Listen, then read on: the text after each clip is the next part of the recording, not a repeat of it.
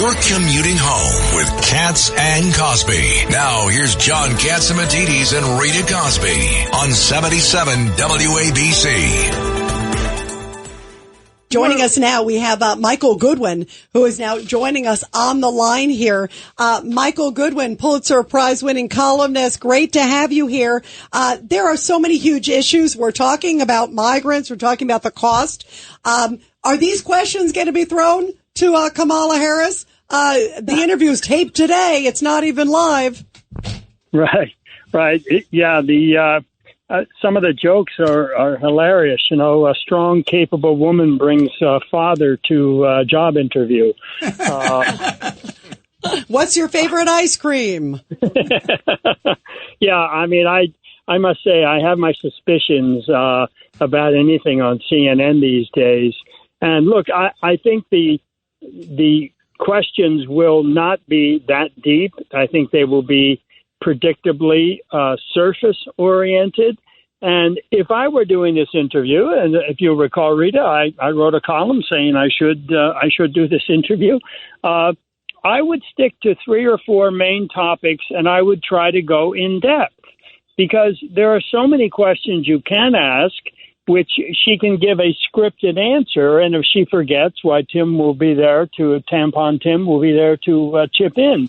But I think the challenge for any candidate is to get beyond the scripted line of the great things you will do, and can you really describe the policy? Can you defend the policy against probing questions?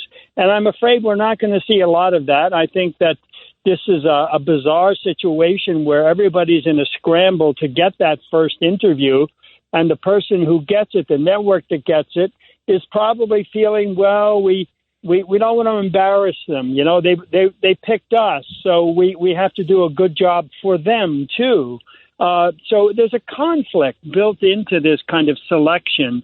And as I say, CNN does not fill my heart with confidence. You know, also, it's also the fact that it's Tim Walz. You just brought up sitting next to her. Yeah, I find it, and I would love to, like I was saying earlier, have hours with her. I'd love to have 5 minutes with her, Michael, because there are so many questions, like you said, and so much flip-flopping and such serious issues as we're talking about the border crisis and everything else.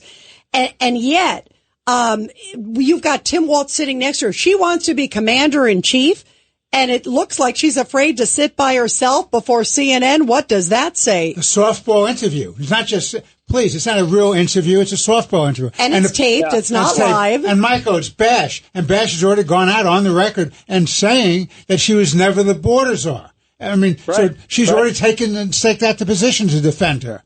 Yeah, I mean that she's taken that issue off the table. In effect, look, I think the two really worrisome signs beyond the fact that it's CNN, beyond the fact that it's Bash, are the taped issue. We don't really know what really we won't know, presumably, what we didn't see, what was the outtake, and the fact that Walz is there to sort of be a life raft in case she gets in trouble.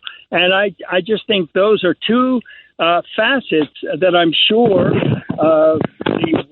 the White House and the campaign wanted. I would be shocked if CNN requested those two conditions, but I think both of them are designed to protect her against mistakes, and therefore it's not quite a live interview that you would expect. I mean, don't forget, this is her first one, and it's already being shrunken down into a bite-sized thing that she can control. We were talking off air, and they were talking about they're going to edit this. I think they're just going to do a couple of reruns until they get it right. Yeah, take again. Yeah, take again. Right. Take 27, Kamala Harris. I don't understand. We're joking around, and it's very, very sad. It is very, very sad America has gotten down to this. But, John, every place I go, if someone's got a comfort animal with them, so she should have Waltz with her. I don't see what the problem is. It's very, very sad. Get her an airplane. I don't know if I get comfort from that. It's very sad. Listen, if this is happening at this point, how can she ever go one-on-one against Donald Trump? Yeah, and the debate is supposed to happen in the ABC debate. or Kim Jong-un. Well, that's it.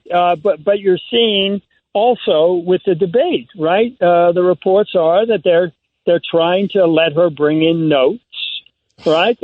So once again, this sense that she cannot hold a conversation or conduct a debate without notes, without help, without a tape. This is worrisome in and of itself. But again, it's not surprising when you look back at her career, particularly her career as vice president. I mean, the hysterical clips of her with the word salad and we'll be unburdened by what we've been. I mean, she's speaking in this language that sometimes, remember that one about Ukraine is a country in Europe. Russia is a bigger country in Europe. Yeah, why should I go to the border? Why, just because I'm the border's Europe. Right. The Lester Holt exchange, right. It's incredible. Yeah, you guys are joking around, and this is serious business. Listen, you know what Lincoln said, Sean? If I didn't laugh, I would cry. Well, let's start crying. Yeah, I think we need to start crying. It is, and to John's point, Michael, it is a sad thing. We just have a few seconds left, but how sad that we're at this point where we're sort of shoved this person who keeps flipping and flopping, is going to have, someone by her side. We don't know if the debate's going to happen, maybe, and America has such serious issues. Well, particularly when you think of how the media treats Donald Trump. I mean, every word becomes a headline if the New York Times doesn't like it. Every word he says, every phrase he says becomes an attack line against him. So here you have his opponent having an editing process to make sure everything is to her liking, presumably. It is quite sad. It is quite alarming because of the situation in the world and because of what the Democrats are trying to do, continually trying to prosecute Trump. Persecute probably is a better word. And she's part of that administration. I mean, did she ever talk to Merrick Garland about these cases? Did she and Biden ever talk to Merrick Garland? By the way, there's some breaking news here. Bronx district leader and Board of Elections employee charged with bribery, extortion, fraud, and, my God.